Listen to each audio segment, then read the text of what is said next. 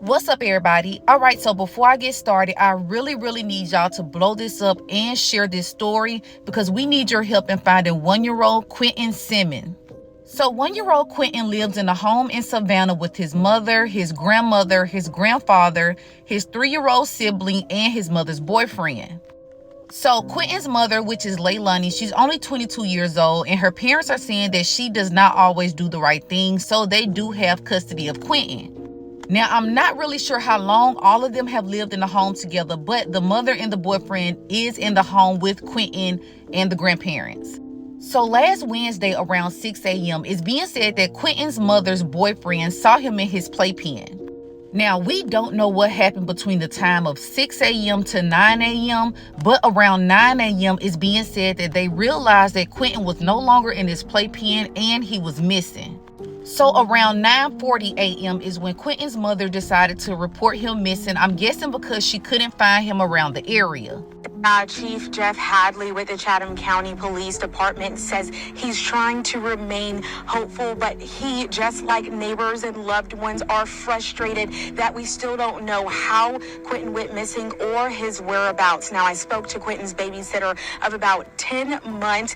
She says that she's devastated, that she's heard no details about his whereabouts, but she did hear last night commotion coming from the home behind me where Quentin lives. Now, Chief Hadley says they served several search warrants at this house. Marine Patrol used a warrant for the pool in the backyard. Investigators say Quentin was last seen by his mother's boyfriend Wednesday morning around 6 a.m.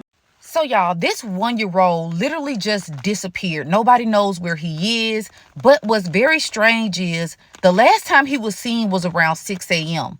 The babysitter is saying that around 5:30 a.m. that morning, she received a call from the mom saying that, hey, we don't need you to watch the kids today. They're not going to be here today. So, you don't have to work. The babysitter is saying she thought this was strange because even when the mother or whoever is in the home is not working, she still watches Quentin and his sibling. So the fact that they called her around 5:30 saying we don't need your help today, and then around 6 a.m. is the last time he was seen, that is very strange. Keeping Quentin and Zane for 6 months. I kept them yesterday, and they went home last night. Diana McCarta says she babysits little Quentin and his siblings and was supposed to watch them this morning.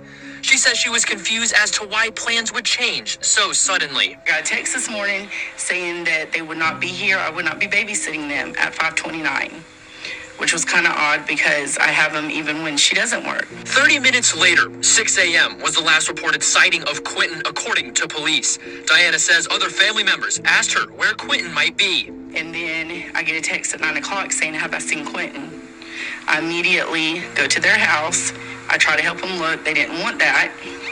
So I've just been waiting around like everybody else. So Diana, which is the babysitter, she's saying that once I found out that Quentin was missing, well, they called her around 9 and was like, hey, have you seen Quentin? And she was like, no, you told me not to babysit him. So once she figured out that he was actually missing, she's saying that she tried to go help them find Quentin, but they didn't want her help.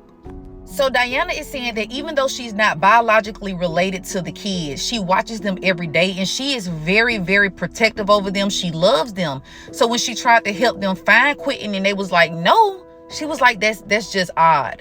She felt like it was so odd to the point where she did this interview in order to try to put that information out there. And I don't blame her. I feel like when it comes to kids, all bets are off. I'm on the side of the child, regardless of how you feel about me, how the parents feel, how the grandparents feel. I'm going to put out information that I know is going to help find Quentin. So we find out that there is a custody dispute with Quentin's father and Leilani, but police are saying that they don't think Quentin's father has anything to do with this because he was far away when all of this took place. There has not been an Amber Alert filed, although he has been missing for days because they don't have proof that he was abducted. Grandparents Thomas and Billy Joe say their daughter Leilani, Quentin's mom, is just 22. And according to court records, Billy is Quentin's custodian. She hasn't always done the right things, and sometimes she does really great, and sometimes she doesn't. And I don't know what to think right now. I don't know what to believe because I don't think anybody ever believes that this is going to happen to them. I don't know if I can trust her if I don't. For her own mother to get on the news and say, I don't know if I can trust her to find out. Something happened to that child while he was in that home with the boyfriend and the mother. I'm not sure where the grandmother and the grandfather was, but after doing a little research, it seemed like they were away at work. But that mother making that statement, it speaks volumes. Neighbors say they heard several arguments all throughout the day. I was on scene a little after 6 p.m. tonight, where I heard another scuffle break out from across the street.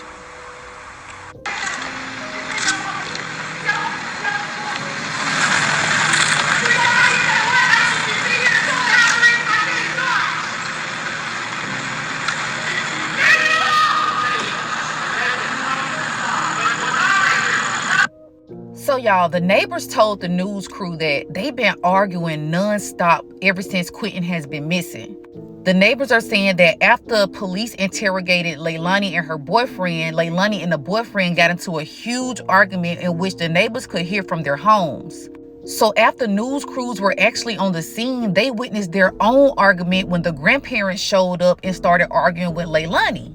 As of today, Quentin is still missing. Now, my thoughts on this, and I'm going to say this for legal reasons, everybody is innocent until proven guilty. Nobody is being accused. But for the boyfriend to be the last person to see him at 6 a.m. and for the mom to call and cancel the babysitter at 5:29 just 30 minutes before, I think that something happened in that home. And the reason why he wasn't reported missing from 6 to 9 is because maybe they were trying to clean up. Now, as far as the 3-year-old Zane, I don't know if police have had a specialist to come talk to the 3-year-old, but that's still kind of young. I feel like a lot of 3-year-olds are intelligent enough to tell what could have happened, but it's going to take a lot to try to get that out of a 3-year-old because they could have easily put this 3-year-old in a room if something happened. You know what I'm saying? So the 3-year-old probably didn't see what actually took place. Like I said before, the fact that the grandparents are already like, look, we know our daughter. We know she don't make good decisions, and I don't trust her. The fact that they said that on TV, that just lets you know where this case is leading to. Comment below. Let me know your thoughts on this case. And please, you guys, make sure you share this video because I want this everywhere. Maybe somebody saw something and maybe somebody knows what happened to Quentin.